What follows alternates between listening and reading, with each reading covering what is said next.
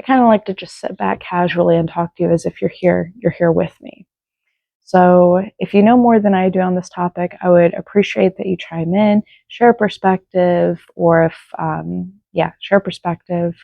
And if you're new to this, I encourage you to just sit back for a little bit and listen to this, because I think it does have the potential to blow your mind and change how you see the world. And I don't say that lightly. So this video is about how nothing exists outside of you, outside of your perception, outside of your experiences, outside of your senses, outside of your beliefs. And I'm going to reference a video. I think this person, I will put it in the description. They explain this so well that there's no reason to recreate the wheel, and I want to make sure I give credit where credit is due. But they use the example of an apple, so I'm going to do that as well. So you know when you see an apple, let's say it's hanging on a tree, you see some red, some green, right, some mixed.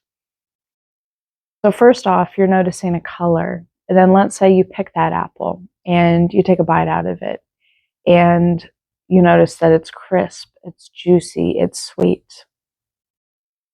These things that you're experiencing, color, even grabbing the apple, and then down to your senses, what it smells like, what it tastes like, the texture when you bite into it. These things are all happening inside of you. The apple inherently doesn't know the concept of color. And outside of itself, it wouldn't know. It wouldn't know. And as we know with color, if you remember, I remember my mind being blown. This was shared in like elementary at some point, or maybe it was junior high, but the color we see of things, right? If I'm looking at a house that might be blue, it's not that the house is blue. It's that it's reflecting blue. My eye is converting what is happening, and it's reflecting blue. It's actually not blue. And if we go back to the apple, these things we know an apple to be: juicy, sweet, crisp. The texture, firm, crisp,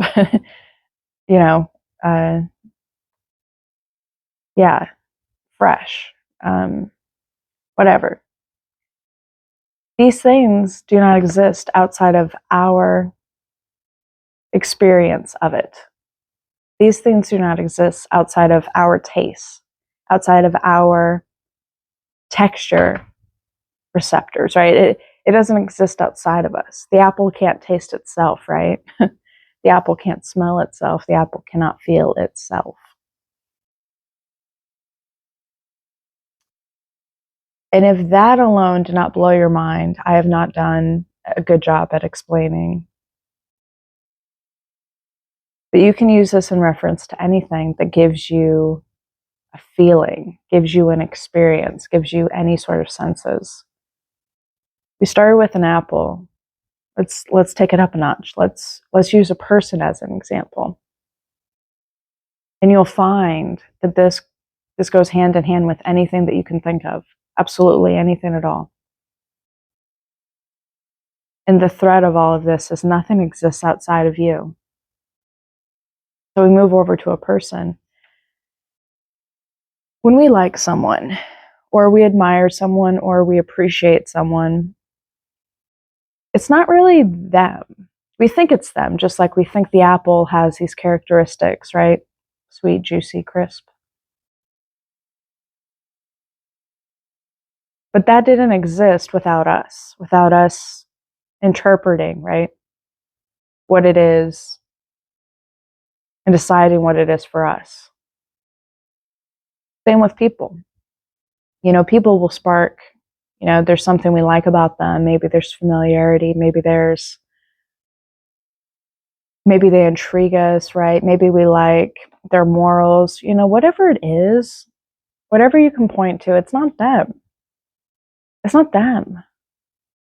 It's what they do inside of you. It's what they do in your thoughts.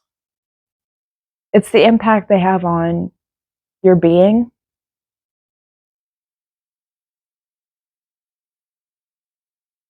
But it's not them. And we know this because you can't experience anything outside of you.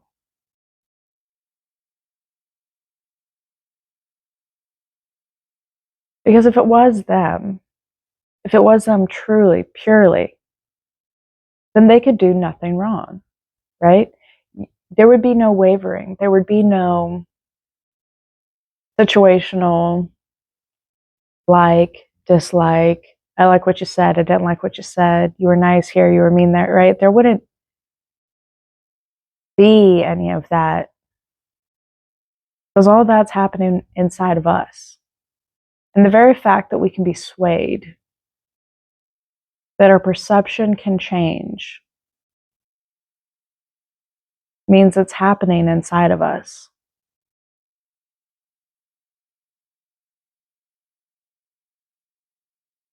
Fascinating. If this is blowing your mind, let me know in the comments.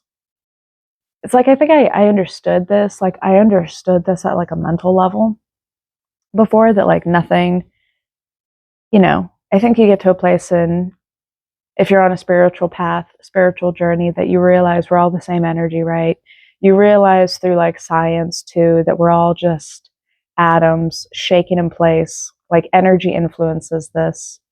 I'll use another example, and this was another thing in elementary or junior high, whatever, that just blew my mind.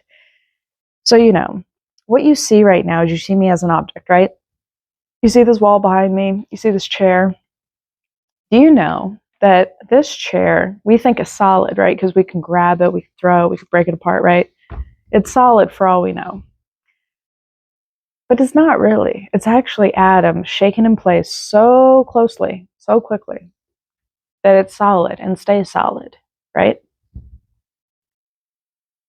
Theoretically speaking, there's a moment in time that you could do this continuously and slide your hands through the atoms. If everything aligned perfectly where they were shaking just in the right position, that you could just move through those atoms, because it's not really solid. Our brain interprets this as solid. Time and space are not real. Time and space are not real. So, in space, like space, not like outer space, right? Space. Time and space are not real. There are things happening in this space, but because there's no object here, right? We think there's nothing. There's a lot happening here. Our brain is just not computing. Or maybe it is computing, but we can't focus on all of that all at once. I'm not entirely sure. But isn't that fascinating?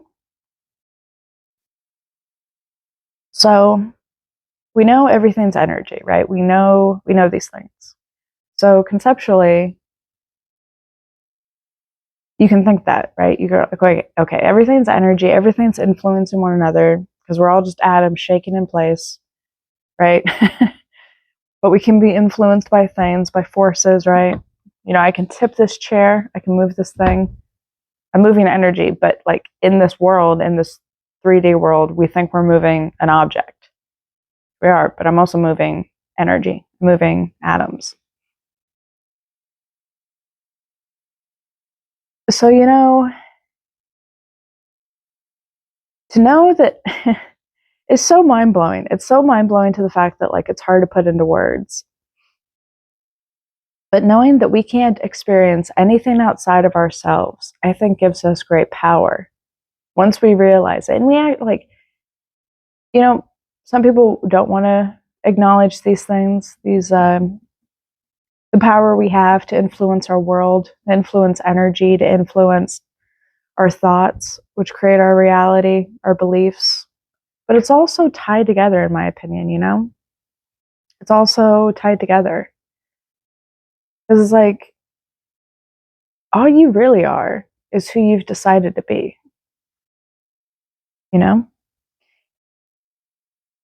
And your likes and dislikes, like, it's just what you decided. You tried an apple, and what occurred within you, you decided that was a positive experience. But there are people who would try a similar, very comparable apple, and absolutely decide it's not for them.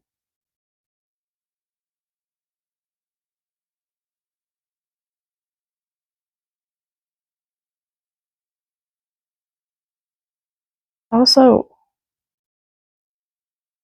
we think we're stuck. We think these likes, these dislikes, these ways we operate in the world, we think they're hard. We think they're in stone, right? Because I experienced this. This is my reality. And we make these, we box ourselves in. We box ourselves in, and we create our own cages, right? We create our own prisons that we feel that we can't get out of.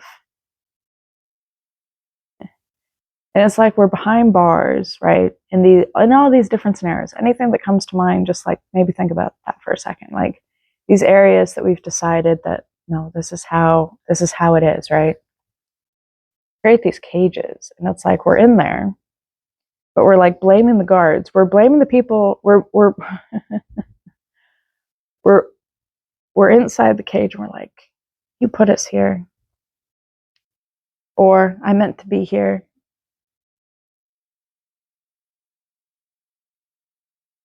It's almost like we never realized that we can actually just open the cage if we want.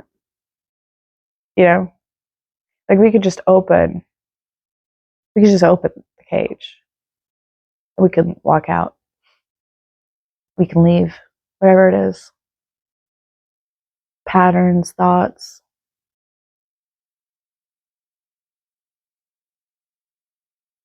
You can train yourself to do anything, I'm going to go on a slight tangent here, and I think this is prevalent, and I think it's related. It ties in because you're being brainwashed all the time.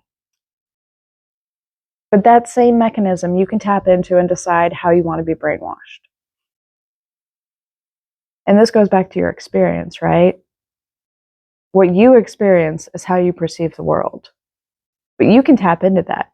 Companies hijack that, social media hijacks that, all of these dopamine producing things hijack that in you. And it's by design.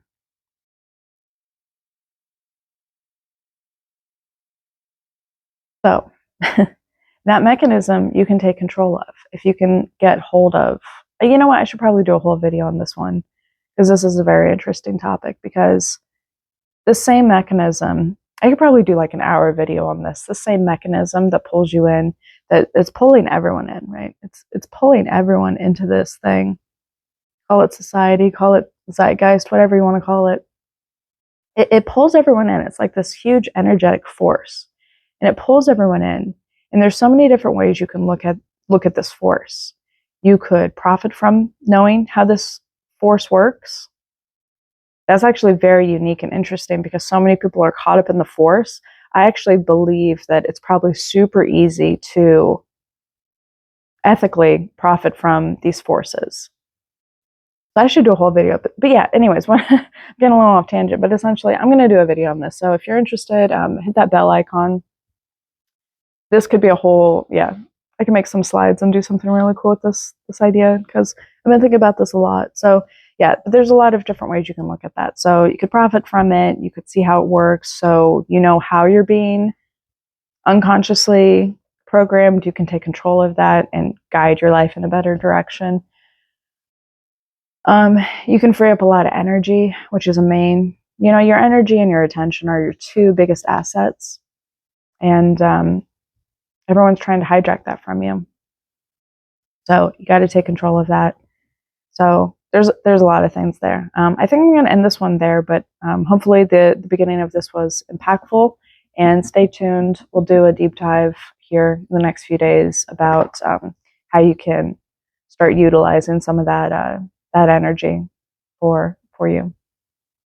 All right, everyone. Hope you have a good weekend.